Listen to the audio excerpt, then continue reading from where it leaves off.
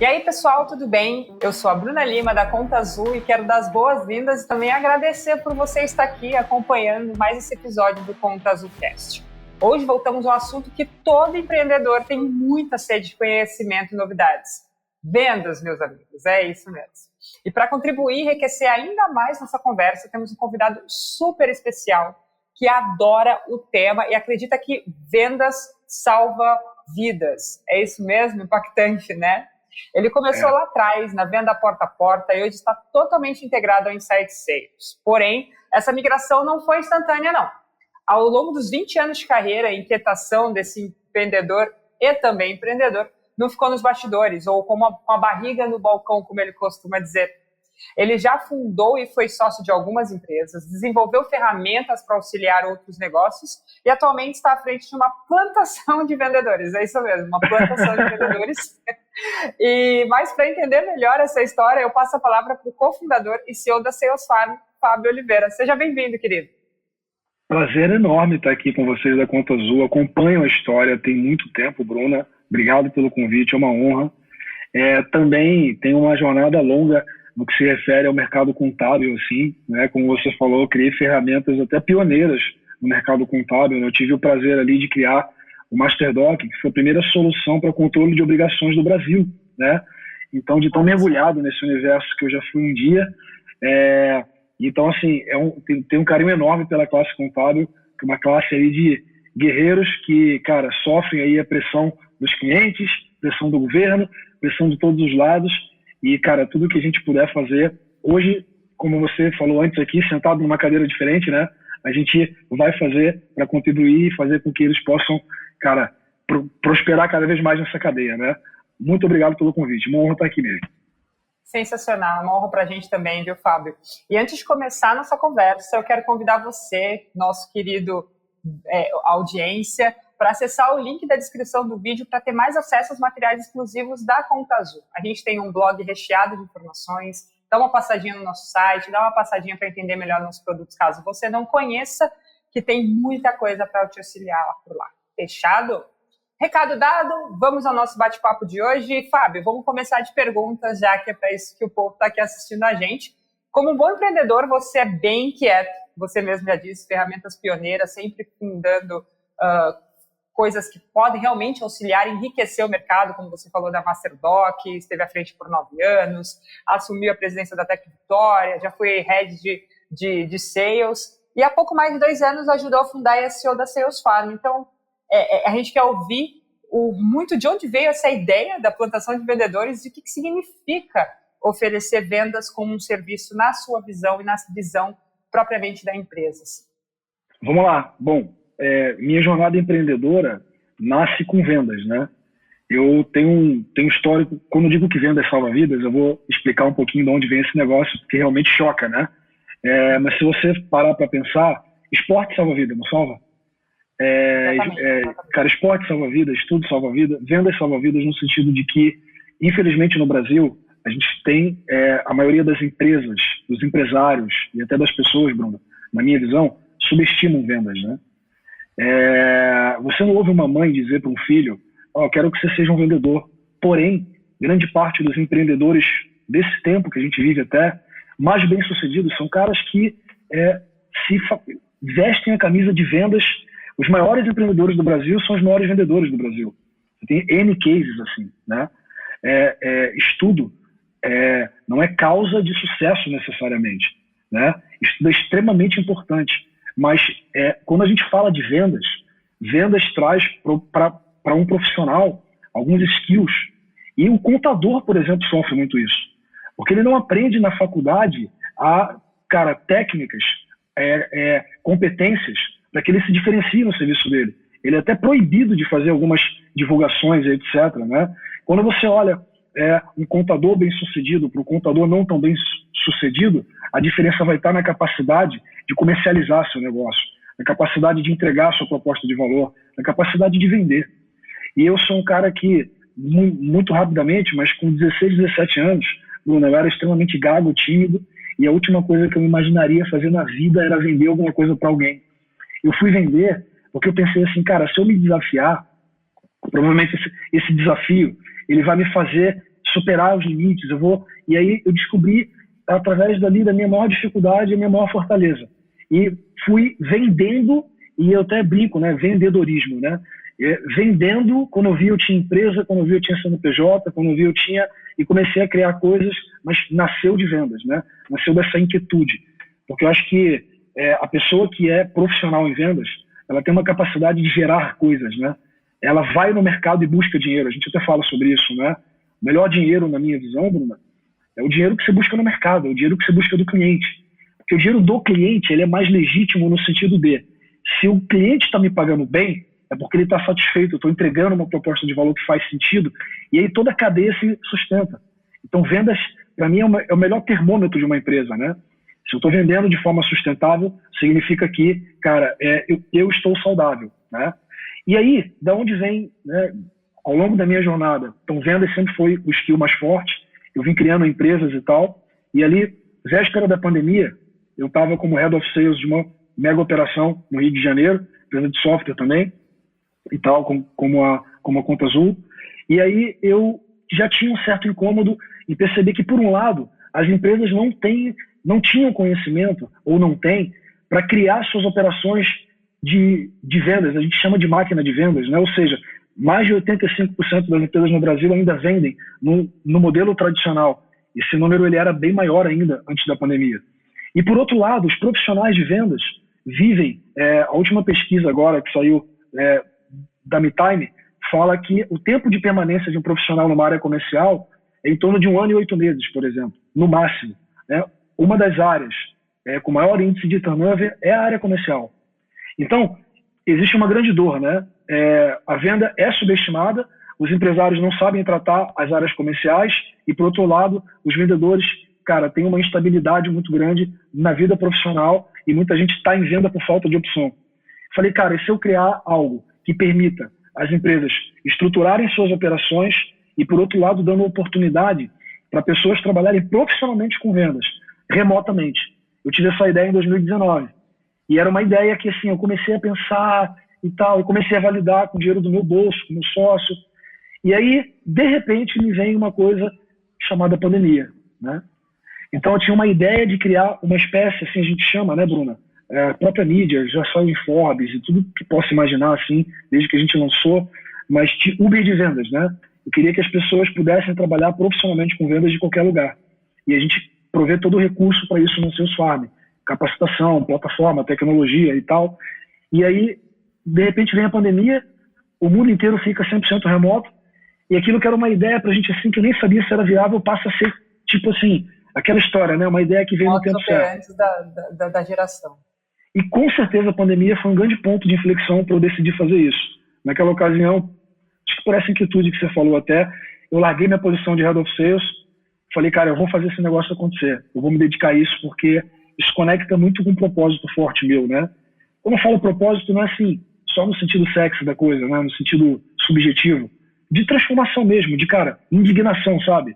Cara, eu vou ensinar as pessoas a venderem, eu vou ensinar as empresas e aí nasce a Salesforce, né? E a gente, quando nasceu, hoje já são mais de 25 mil vendedores na base, centenas de empresas atendidas. Nosso plano é chegar em 2025 com 1,44 bi de valuation, mais de 100 mil vendedores impactados na plataforma. É algo que realmente, finalizando assim essa introdução, a terceirização de vendas, ela sempre foi vista nas cartilhas, né, como algo muito assim, você não terceiriza core, né? Só que o que é core de uma empresa hoje? Quando você fala de vendas hoje, cara, é tanta complexidade, é entendimento de ferramentas, de software, de processos sofisticados, de especialização.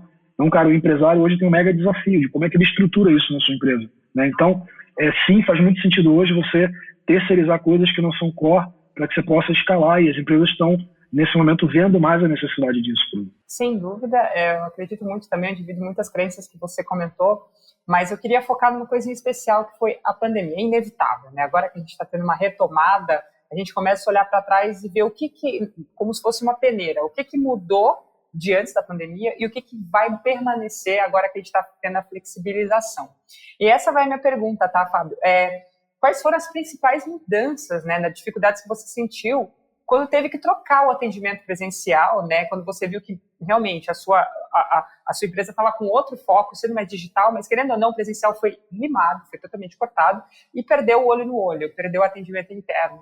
O uso do telefone virou maior, o uso dos meios digitais se tornou o caminho mesmo para que as coisas começassem a rodar como core.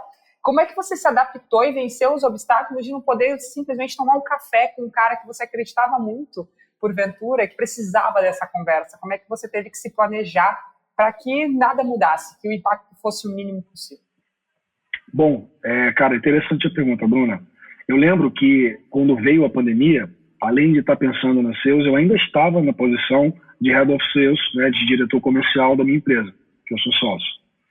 E eu lembro que quando veio a pandemia, a primeira coisa que a gente teve que ter naquela ocasião era, cara, assim, um pouco de visão da realidade que estava por vir. Assim, né? Eu lembro que a incredulidade de muita gente foi um grande inimigo. E eu lembro que como diretor comercial, eu lembro até hoje, 16 de março, quando veio o primeiro grande lockdown, né? Todo mundo lembra, quase igual a Torre Gêmea, né? Fatídico 16 de março. Eu acho que todo mundo foi para casa nesse dia.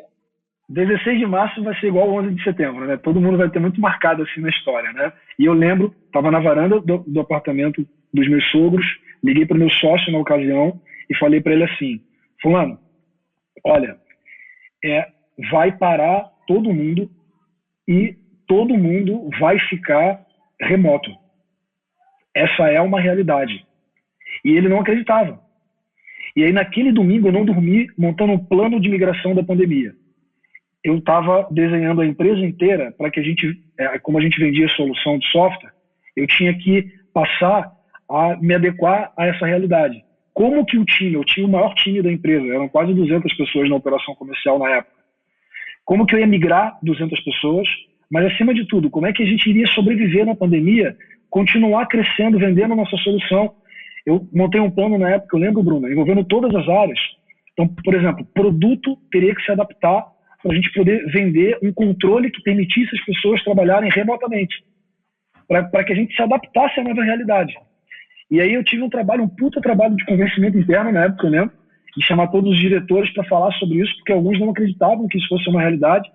Quando a coisa foi evoluindo, a gente foi migrando, e eu lembro que, obviamente, a gente reduziu o número de pessoas, né? Não sei quem lembra nessa época das listas amigas, né? Que a gente teve. Várias pessoas demitidas e tal, mas a gente conseguiu manter e dos 2, 3 meses após ele até crescer na pandemia. Então acho que tem uma coisa que a gente fala muito, Bruno, tem muita empresa que tem plano, mas não tem estratégia, sabe assim? Uma coisa é fazer planejamento. Beleza, eu fiz uma matriz SWOT, cara, eu tenho que ser estratégico. Eu tenho que ter uma visão ampla e conseguir traçar a estratégia que me traga diferencial competitivo, que me, faça sair na frente como empresa. Afinal de contas, a empresa existe para isso, né? Então, eu acho que por sempre ter tido uma pegada comercial, eu sempre fui muito atento a isso, né? Sempre estar na frente, sempre tentar enxergar o próximo passo, né? Então, isso foi o que fez a gente sobreviver, né? Durante a pandemia, a empresa cresceu e aí depois eu fui sair, entreguei o plano de migração e fui tocar seus farms, né? Sensacional. Eu lembro de muitas pessoas como seu sócio falar, não, serão 15 dias, né? E os 15 dias foram se tornando 1 mês, 2 meses, 3 meses. E quem fez esse plano, quem teve essa sensibilidade de entender que, tudo vai ficar resumindo a um quarto, a uma sala de casa, que as coisas têm condições expandindo o céu na frente. Eu acho que isso te deu muita bagagem para seguir. Que bom que você teve essa sensibilidade, cara. Foram poucos, assim, nesse momento. E tem uma coisa que você falou, cara, eu lembro de discussões com, sei lá, a nossa diretora de marketing, falando, galera, vai ficar todo mundo remoto. E tem um detalhe, o contador, ele usa desktop, ele não usa notebook. Sabe, com detalhes assim, e isso vai causar isso. Então, sabe, essa questão da visão. Tem uma coisa interessante que você falou, Bruna, sobre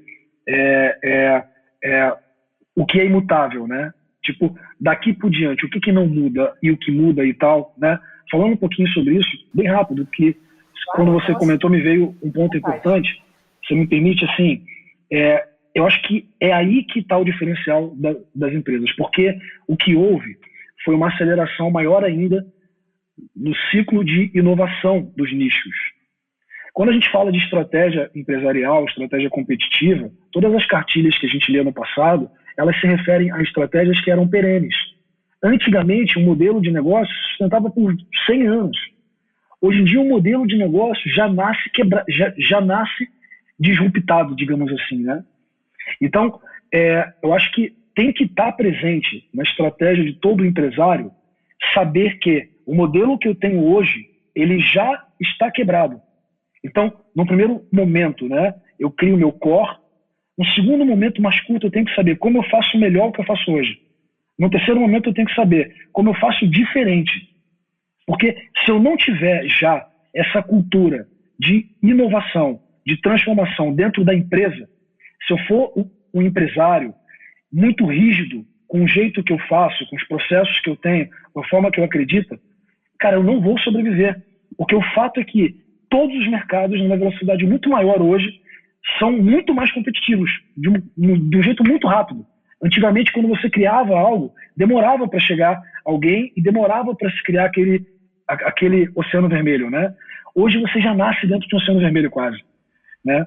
Então, eu acho que... a ter uma mudança no seu serviço. Exato. Então, a empresa precisa ter a cultura de ser mutável, de ser maleável, né? De ser adaptável. E aí, quando a gente fala de coisas que não mudam, bom, coisas que mudaram muito.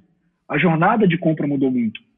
O comportamento de consumo mudou muito. Ele já vinha mudando, mas o fato é que a pandemia acelerou isso bizarramente.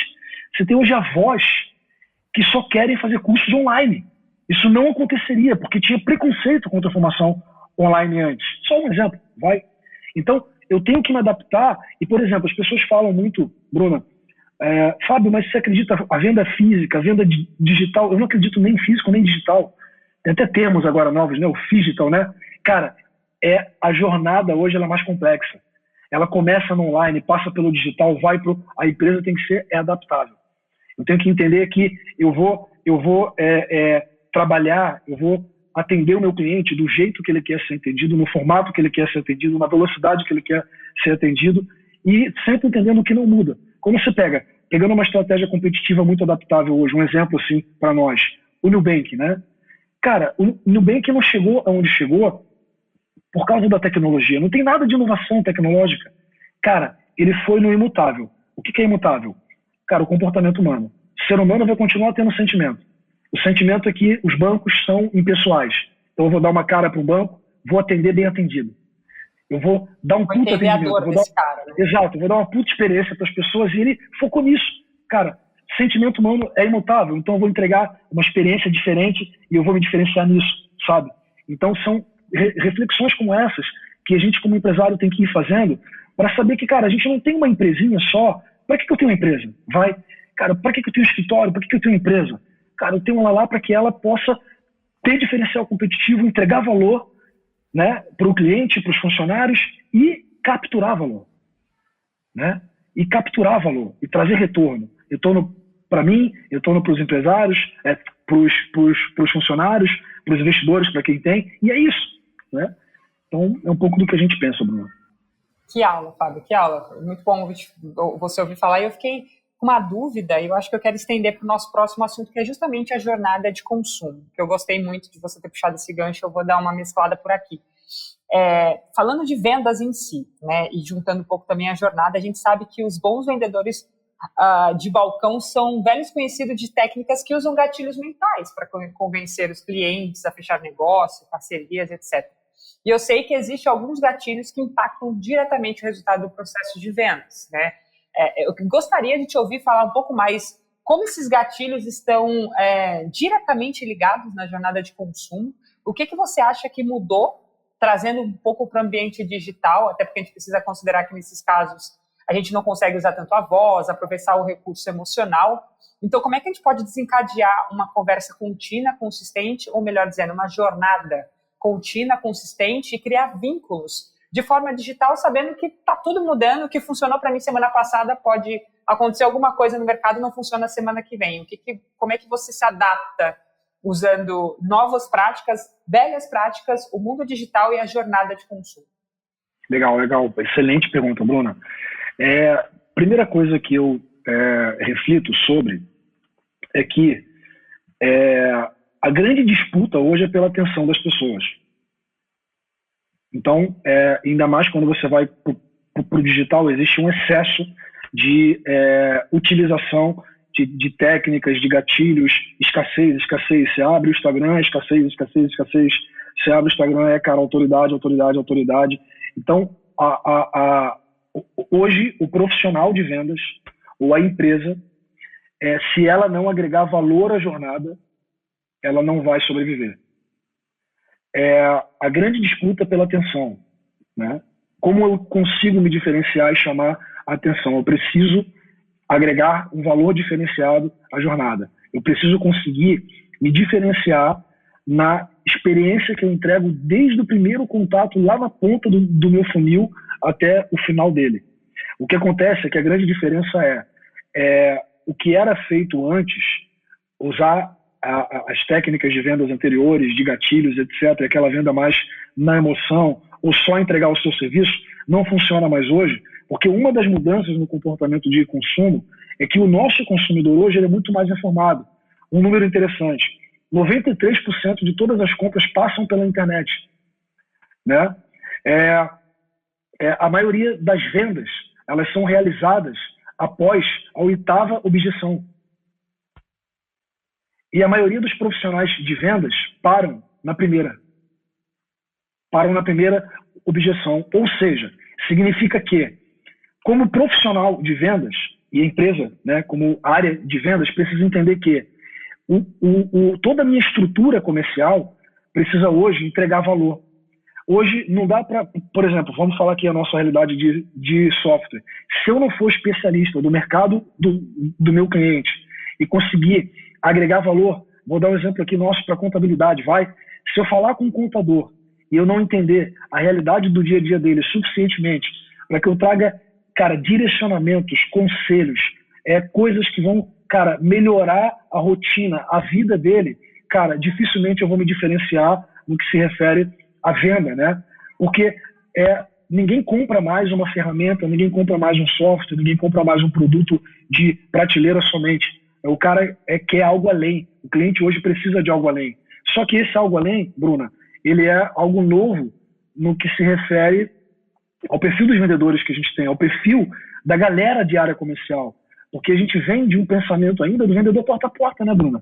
Se você pensar bem, a venda nasceu sem ir muito longe, só para era industrial, o produto tinha que chegar na porta do cliente e tinha um papel ali de alguém que levava o produto. Era vendedor porta a porta. Tem uma porrada de empresa, tipo termo, assim, um monte de empresa que ainda funciona assim, né? Trata como se, cara, fosse venda lá da época. Ainda tem a cabeça do porta a porta, né? Esquece que, por exemplo, se eu educar meu mercado, toda empresa hoje precisa ter consciência que ela é uma empresa de educação, né? Ela tem que educar, né? Por exemplo, como é que, desde o onboarding dos profissionais nas operações comerciais, você já não tem. A fórmula, eu não sei por que as empresas acham, Bruna, que para uma área comercial funcionar, bota um monte de vendedor, liga e vende. Percebe isso? Quando eu vou estruturar, por exemplo, uma área financeira de uma empresa, olha como as pessoas subestimam, Bruna. Quando eu vou estruturar uma área financeira de uma empresa, eu preciso de quê? Você sabe que tem que ter um software, que tem que ter contas a pagar, contas a receber, tem que ter emissão de nota. Você tem vários componentes e para estruturar uma área financeira de uma empresa, todo mundo sabe. Em vendas, o cara não acredita que ele tem que ter uma área, por exemplo, de sales ops. Talvez tenha gente aqui que nem sabe o que é isso. Eu tenho que ter uma área de dados na minha operação. Porque é tanta tecnologia para eu vender e contabilidade também, né? Eu diria que contabilidade hoje é 70% tecnologia e 30% que o cara aprendeu na faculdade. Então, como que eu não tenho uma área de dados na minha operação comercial para eu garantir que o processo está sendo feito certo, para eu ter os números, as métricas, os dados, né? Ter uma cultura, como a gente fala de data-driven, né? Tomar decisões orientadas a dados, né? Então, eu boto o vendedor. Então, quem não tem área, por exemplo, de dados dentro da sua operação comercial, está brincando de vender. Tá? Acha que tem uma operação comercial, mas sofre vendas. Porque eu não controlo minhas métricas, né? Eu não tenho previsibilidade. Outra coisa, área de capacitação, de sales enablement. Para todo mundo que eu contrato, eu estruturo um onboarding. Para quem não sabe o que é um onboarding, alguém para entrar na minha operação comercial e vender, ele tem todo o conhecimento, toda a trilha de conhecimento preparada para ele. Ele tem provas, para avaliar o nível de capacitação dele, se ele realmente assimilou. Por exemplo, Bruna, se eu fosse vender Conta Azul, né, eu preciso ter um treinamento de contabilidade. Não é que eu vou ser contador, mas eu preciso falar a mesma língua. Eu tenho que, como vendedor, entender... Essa é a plataforma super para entender o problema do cara. Exato. Solucionar esse problema. Cara, qual é a dor? Por que existe? Qual é a dor de fechar uma contabilidade? Se eu não virar um especialista nisso, eu não vou conseguir vender. Então, sabe, parte lá de trás, Bruna, né? As empresas não entendem que elas precisam parar de subestimar vendas. Que elas precisam entender vendas. Cara, que tem vários componentes para que vendas funcionem. Eu falei de 2 aqui, se eu for mais, a gente vai até amanhã, né? Então, é essa mentalidade que eu vejo que ela precisa se transformar e é o que a gente tem provocado um pouco, Bruna, né? As pessoas olharem para isso, entendendo, cara, que evoluiu. E eu tenho que evoluir junto, senão eu vou ficar para trás. Muito bom. Vamos condensar isso aqui, porque minha próxima pergunta era, se fosse para dar a dica de ouro, né? Aquele sopro da informação valiosa, tu diria conhecer muito bem a área de vendas ou você diria conhecer muito bem o cliente, o problema? Qual você encara que é a dica mais valiosa para um primeiro passo? Eu vou dizer o seguinte, tem muita gente que pensa gestão, depois pensa vendas. Eu inverteria isso. Eu acho que vendas vem primeiro que gestão. Uma empresa que vende é uma empresa e que vende com tração, ela é uma empresa saudável. Você faz gestão de quê se você não vende? E então, assim, para mim toda empresa deve ser uma empresa de venda. Senão, para que ela existe? Se não for para entregar minha proposta de valor para o meu cliente, para o meu, né, perfil de cliente ideal, para que eu existo? E aí, dito isso, cara, por onde começar? Você precisa ter muito claro o conceito de perfil de cliente ideal, né? Inclusive para contabilidade isso serve muito, né? Grande parte dos contadores que se diferenciam hoje são os contadores que optam por nichos, né? Você pega, cara, aquele contador que eu foco na área médica, não, eu foco em imobiliária, eu foco em... Por quê? Quando eu defino um perfil de cliente ideal, né, eu provavelmente vou conseguir ser muito mais assertivo no diagnóstico das dores profundas desse cliente, para que eu traga soluções que me diferenciam, para que a minha proposta de valor para esse nicho ela vai ser extremamente diferenciada. Só que isso é contra-intuitivo, né? A pessoa acha, quando ela está desenhando uma estratégia, que ela está abrindo mão, mas na verdade é o contrário. Quando eu nicho, defino muito bem o perfil de cliente e faço isso muito bem feito, eu ganho uma musculatura que não que eu não possa vender para outros, mas a minha atração está naquilo que eu faço muito bem, né? Então acho que parte disso.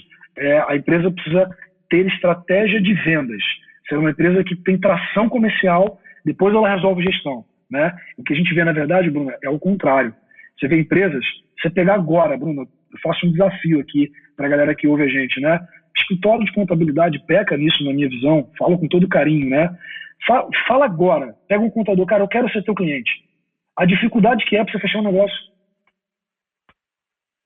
As pessoas não têm os processos comerciais de uma maneira que facilitam.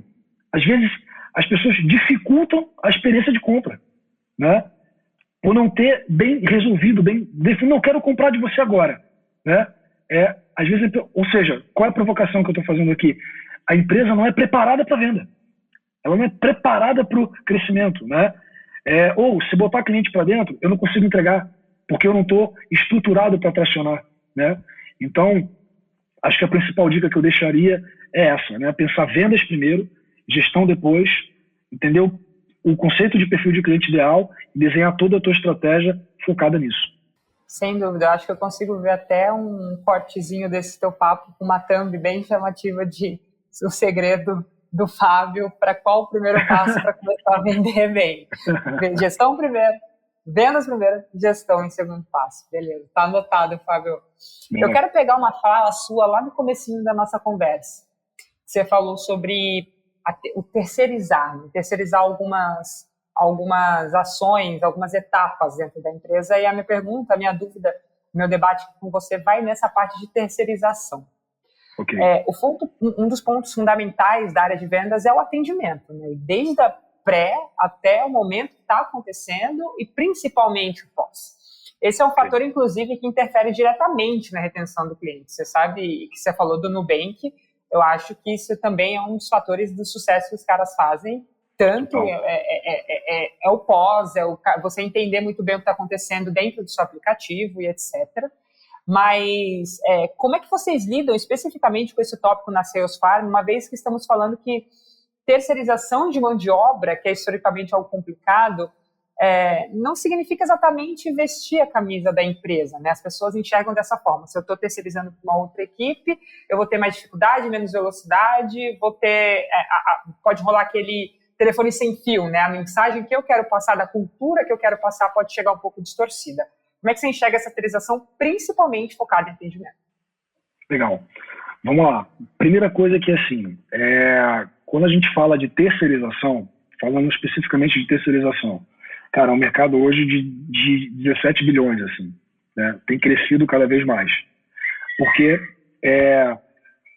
ter uma empresa hoje, obviamente eu abro hoje uma empresa e eu construo coisas com muito mais facilidade. Por quê? Porque eu tenho muito mais recursos à minha disposição, né? E recursos que me dão velocidade. Trazendo para a realidade de atendimento, o que eu vejo, Bruno, é que assim, você, na construção de um processo de atendimento, uma jornada como um todo, né? Pensando vendas ali dentro desse processo que você falou, né? Desde a atração até a satisfação do meu cliente e tornar ele um promotor, tornar um cliente, né, que a gente fala lá, o funil hoje não é bem um funil, né? Hoje é uma ampulheta, né? Então, cara, o cliente não é meu cliente quando ele compra. O cliente é meu cliente quando ele me indica, quando ele compra de novo, quando ele se relaciona com a minha marca, né? Legal. Quando ele se torna um brand lover, né? Exatamente. O fato é que para chegar nisso hoje, Bruna, é tão complexo você estruturar uma máquina de vendas, por exemplo, uma máquina de atendimento, no sentido das ferramentas que eu tenho que aprender, dos processos. Se eu vou falar, por exemplo, só de vendas aqui, cara, fluxo de cadência, matriz de qualificação, matriz de objeção, templates, cara, funil de vendas, são tantas coisas que você tem que saber, que qual é o problema que eu vejo? Os empresários, quando você monta uma empresa, normalmente quem monta ali é um especialista, né? Então imagina, aqui a gente está falando para contadores, né? Estou usando toda hora isso. Cara, um contador é um técnico, alguém especialista. Cara, mas quando eu monto uma empresa, eu passo a ter que entender um pouco de jurídico, eu passo a ter que entender de financeiro, eu passo a ter que entender de governança, eu passo a ter que entender de comercial, eu passo a ter que entender de marketing, eu passo a ter que entender... Cara, ficou tão complexo, né? Cada área dessa, dentro de uma organização, foi se especializando de uma forma. Por que as empresas terceirizam a contabilidade? Porque, cara, é muito complexo fazer isso dentro de casa, pelo grau de complexidade que é o Brasil, tributariamente falando, né? Vendas se tornou parecido. Atendimento se tornou parecido. A gente falou um pouco lá atrás, a gente briga pela atenção. Como é que eu monto uma estratégia de marketing e me diferencio do zero, um contador fazer marketing? Vamos lá, pegar aqui a realidade. Eu tenho que entender de tráfego, campanha, Google Analytics, Face Ads. Será que é possível? Será que o caminho certo sou fazer a curva de aprendizado de todos os conhecimentos que eu preciso para fazer todas as áreas funcionarem? Não tem venda hoje sem marketing. Venda e marketing hoje estão juntos, né? Então, se eu não tenho uma boa estratégia de aquisição, eu não vou ter um comercial que entrega. Por isso que as empresas terceirizam, porque ficou muito complexo. Então, eu posso, num estado da arte, internalizar, mas com certeza, para eu sair do chão, a terceirização me traz alguns benefícios. Ela diminui minha curva de aprendizado, ela me dá mais velocidade para testes AB, ela me traz aprendizados para dentro de casa, importantes que eu não teria, porque eu não tenho conhecimento específico daquele negócio. Ela me permite focar em outras prioridades do meu business, porque eu estou delegando aquela função. Estou dando exemplo aqui, por exemplo, de marketing, né? Mas se aplica a tudo. Então, o empreendedor precisa entender em que momento da jornada que ele está, né? Quando eu estou no momento inicial de construção, cara, a terceirização de algumas coisas vai ser mega, mega relevante, né? Quando eu estou lá na frente, talvez eu internalize grande parte disso, mas tem coisas que talvez também façam sentido. De novo, tem a ver com a estratégia. E aí, só para finalizar, Bruno, tem uma reflexão que eu acho mega importante fazer, que é assim, a estratégia dificilmente vai ser terceirizada. Então, se eu for falar aqui, vocês aí, CEO da Conta Azul e tal, dificilmente a estratégia de vocês vai ser terceirizada. Mas uma vez que a estratégia está clara, uma vez que eu tenho uma empresa que tem estratégia, a execução tática e operacional, ela pode ser executada por um funcionário ou por um terceirizado. É indiferente. Desde que eu tenha uma empresa que tenha governança e capacidade de descer o nível estratégico para o tático e operacional.